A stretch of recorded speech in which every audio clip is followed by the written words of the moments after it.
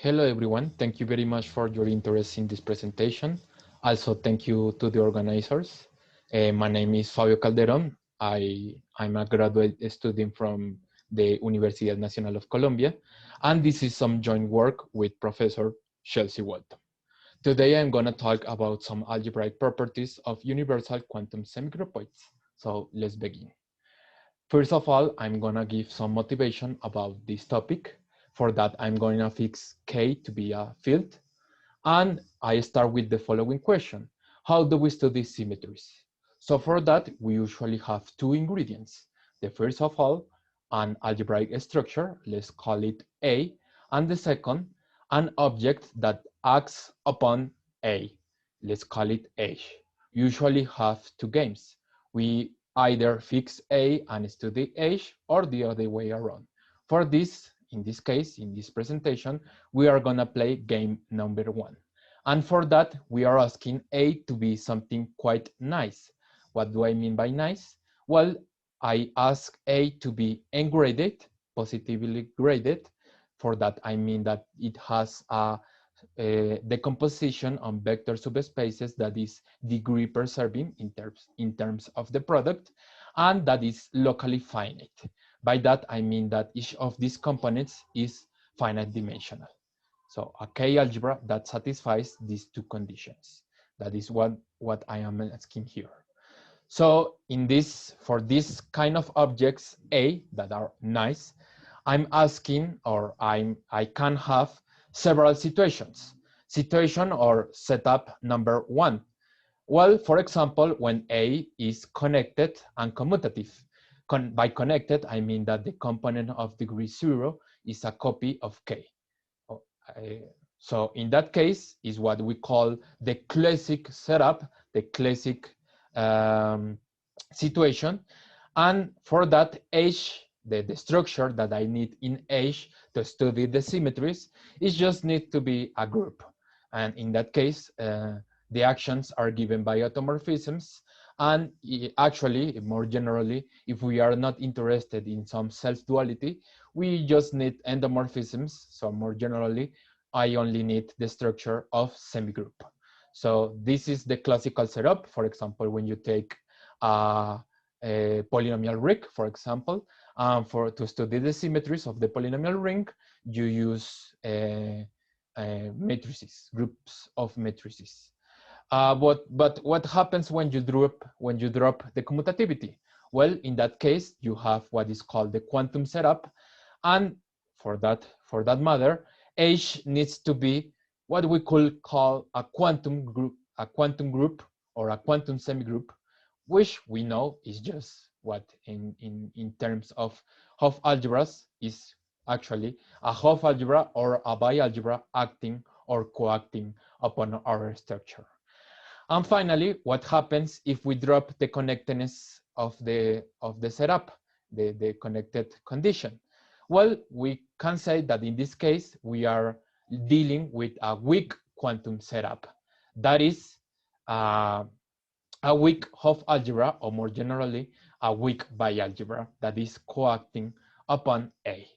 A typical example of something of type 3 that is not of type 1 or 2 is when you take a finite quiver. What is a finite quiver? It's just a directed graph. What is a directed graph? A set of vertices that is finite, a set of arrows that is also finite, a map that indicates always the source of any arrow, and a map that indicates always the target of an arrow. And with this object, we can define what is called a path algebra. I'm going to give the definition in a few seconds, more details in a few seconds. And in the role of A, take the path algebra, and in the role of H, we are going to have Hayashi phase algebra, which I'm going to define also in a few seconds. And this is a typical example of something of type 3 that is not of type 1 and 2. Actually, it's going to be to our prototypical example here in this presentation, our starting point. Why? Because last year, Huang, Walton, Weeks, and Wong proved that The only weak bialgebra that coacts universally on a path algebra is isomorphism, precisely Hayashi's phase algebra. What do I mean by universally? What we can expect if we have another structure, another weak bialgebra that is also coacting, we have a map that completes the diagram. So they left open this general question, and is which ring theoretic and homological properties can be transferred from A to H in this setup of quantum symmetries. And we are going to address this question in this talk for this particular case. For A being path algebras, and thanks to this theorem, we know that the only possibility for H, at least in terms of universal actions, is Hayashi's phase algebra. So for that, I'm gonna need some preliminaries. So let's gonna fix Q, a finite quiver. When I say Q throughout, I'm meaning a finite quiver. And first of all, recall the definition of a path algebra. So the path algebra attached to a quiver is just the K-algebra generated by all paths of all lengths. In that algebra, the product is given by concatenation, and the unit is the sum of all trivial paths. We read here paths from left to right, and of course, this K-algebra is actually graded by path length. Notice that the component of degree 0 is just the component generated by the points, the vertices. So if you have more than one vertex, you have something that is not connected, as mentioned before. Something of type 3 that is not of type 2 or 1. And now I'm giving some concepts on quivers. What is a cycle? Well, it's a path that has as ending point the same starting point as expected. What is when a quiver is called acyclic? When it has no cycles, also as expected. We call a cycle a source or a sink cycle if it has an external arrow that is leaving or respectively entering the cycle. So we have our cycle and external arrow leaving or entering our cycle, source or sink. We call a cycle isolated if it's neither source nor cycle, nor sink, sorry. And we call a cycle exclusive if it's disjoint from every other cycle. It doesn't share nor vertices nor arrows with any other cycle. And finally, we say that a quiver satisfies the exclusive condition if every cycle of Q is exclusive. So for example, if we take this quiver here, this first example here, notice that both cycles are exclusive. They don't share any vertices nor arrows, but they are non-isolated because the left one is source and the right one is sink. But in this second example, both are still non-isolated, but for the same reason. This left one is source and this right one is sink, but they are non-exclusive. And in this last one, obviously it's just one cycle, obviously it's isolated and exclusive. Note that isolated always implies exclusive, but as mentioned here, not the other way around. Some other concepts, we say that a quiver is connected if the underlying graph is connected. We say that a quiver is strongly connected if any two distinct vertices can be connected by a path. So obviously, connected does not imply strongly connected, but strongly connected implies connected. We have a counterexample here. And we say that a quiver is path reversible if any path has a reverse. We don't ask the reverse to be of the same length, just path, a reverse path. And now we define what is the Kronecker square of a quiver. The Kronecker square of a quiver is just another quiver given of the same of this form. For the vertices, we are going to define the new vertices to be pairs of vertices of the original quiver. The same for arrows. The new arrows will be pairs of arrows of the original quiver. The source map will be term by term, and the same for the target map. So for example, if Q is this left, is this quiver on the left, 1, 2, 2 vertices, Q hat, the Kronecker square, will be 1, 1, 1, 2, 2, 1, 2, 2, so pairs of points, and the same for arrows. So obviously, by definition, the number of points and arrows in the Kronecker square is the square of the original amount of vertices and arrows. And if you only take into account the diagonal, you have a copy of Q in Q hat. And finally, I'm going to define what is Hayashi's phase algebra. Hayashi's phase algebra is going to be this K algebra given by these two types of variables subject to these relations. I'm not diving here into the relations, into the details of the relations, but via these relations, this Hayashi's phase algebra is actually a K algebra, moreover a weak bialgebra, a unital weak bialgebra. And we were able to prove with Professor Walton that as unital K algebras, Hayashi's phase algebra, this algebra that I just defined, is isomorphic again to a path algebra. So this is an algebra that is defined upon a path algebra that is again a path algebra and coacts upon this original path algebra. So that's the game here. In other terms, we have that A is our path algebra and H, the object that acts upon, is Hayashi's phase algebra. So thanks to this main theorem, we were able to prove the first consequence. Well, some calculations, some explicit calculation of Hayashi's phase algebra for some quivers. So here are some examples. You can pause the video. I'm not going into the details, but we have these tables in our preprint. And the second and most important consequence is what we expected, the transference of ring theoretic and homological properties. So what was the game? The game was to address an algebraic property on a path algebra.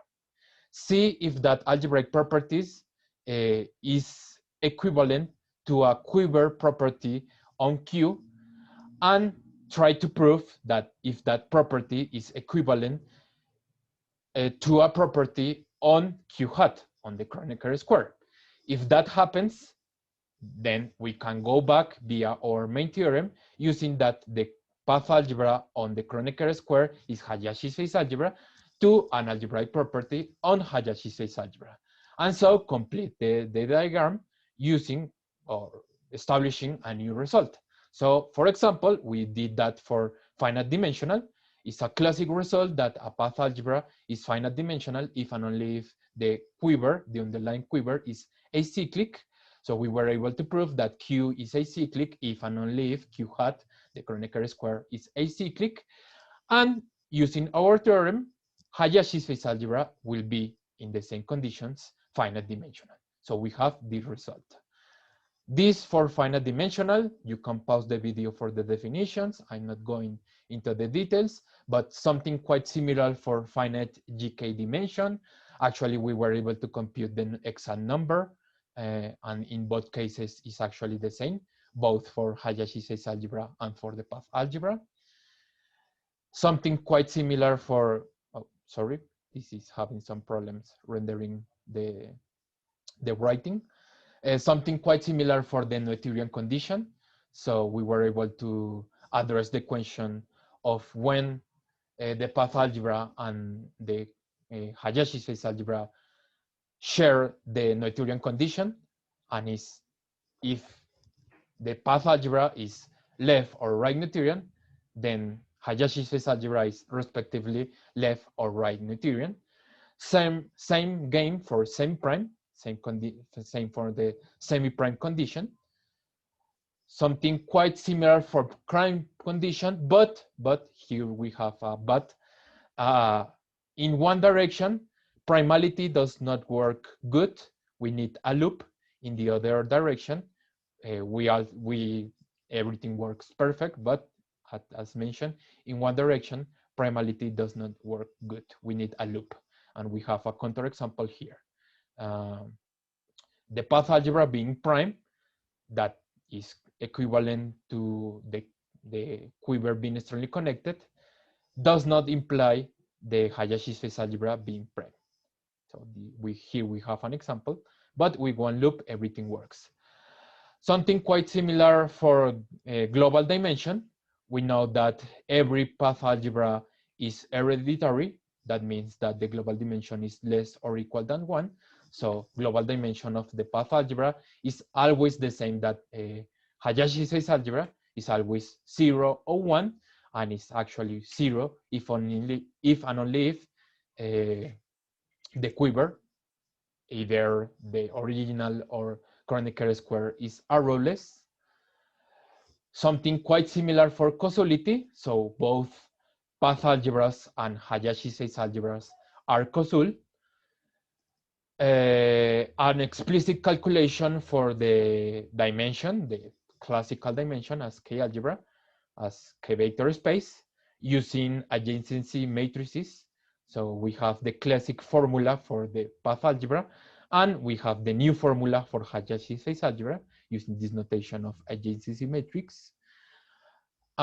Here for the matrix Hilbert series, I'm not again going into the details of what is a matrix Hilbert series, but we have the classical formula for what is the matrix Hilbert series of the path algebra, and we were able to compute the matrix Hilbert series for the Hayashi space algebras.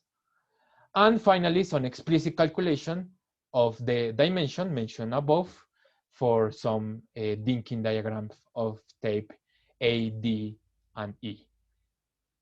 So what is our future work? We are focusing now on some generalization of this transference of quiver of algebraic and homological properties between what we call at the beginning A and H. We are trying to address that question. Our next step is to take all this information and try to mimic this kind of behavior into some particular quotients of path algebras. In particular, we are meaning by that preprojective algebras. So currently, our project is in the study of this kind of transference in preprojective algebra. So please stay tuned for progress on this matter. Thank you very much for your attention, and you have my email for any further questions. Thank you very much.